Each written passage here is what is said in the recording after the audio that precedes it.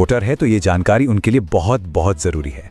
चुनाव आयोग ने सिर नाम का एक नया अभियान शुरू किया है जो सीधे तौर पर वोट देने के अधिकार से जुड़ा हुआ है। चलिए इसे जरा समझते हैं। देखिए, ये अभियान 2 फेज में होगा। पहला फेज 4 नवंबर 2025 से शुरू होगा, जिसमें बूथ लेवल ऑफिसर्स यानी BLOs घर घर आकर वोटर्स की जानकारी को वेरीफाई करेंगे। अब इस पूरी प्रक्रिया का जो आधार है वो बहुत सरल है।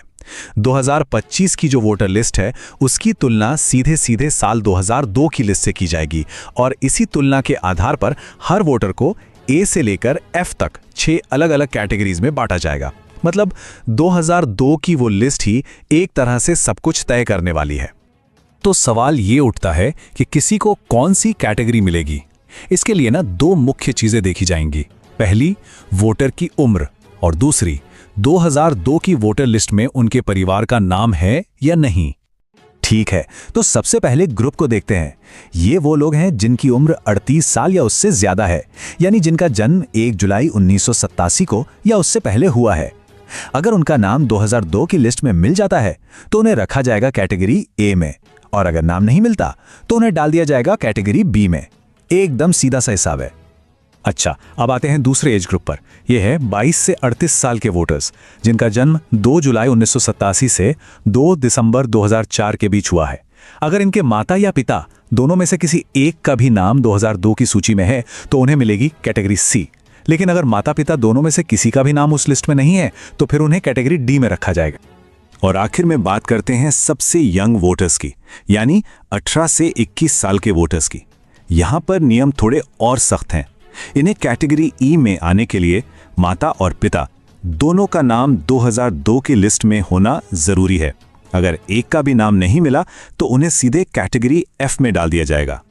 तो ये जो ABCD कैटेगरीज हैं, इनका आखिर मतलब क्या है? इसका जवाब मिलता है हमें दूसरे फेज में। आपकी कैटेगरी ही ये तय करेगी कि आपको अपना वोट देने का अधिकार बनाए रखने के लिए कौन से और कितने डॉक्यूमेंट्स जमा करने पड़ेंगे, और कुछ मामलों में अपना वोट देने का अधिकार बचाने के लिए इतने डॉक्यूमेंट्स तक देने पड़ सकते हैं।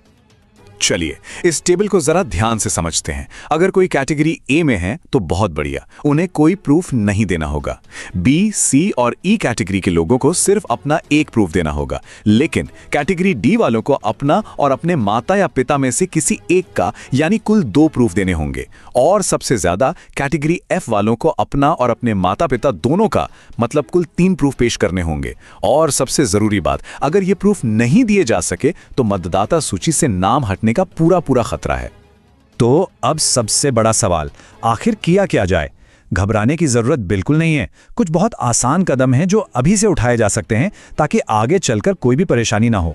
तो सवाल यह है कि पहले फेज की तैयारी के लिए हम अभी से राइट नाउ क्या कर सकते हैं? देखिए, हमारा लक्ष्य होना चाहिए कि हम सबसे आसान कैटेगरीज A, C और E में आ जाएं। इसके लिए क्या करना होगा?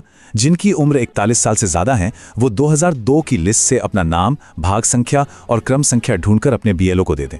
जो 21 से 38 साल के हैं वो अपने माता या पिता में से किसी एक की 2002 की लिस्ट की जानकारी अपने BLO को दे दें। और जो 18 से 21 साल की युवा वोटर हैं वो अपने माता और पिता दोनों की 2002 की जानकारी निकालकर अपने BLO को दे दें।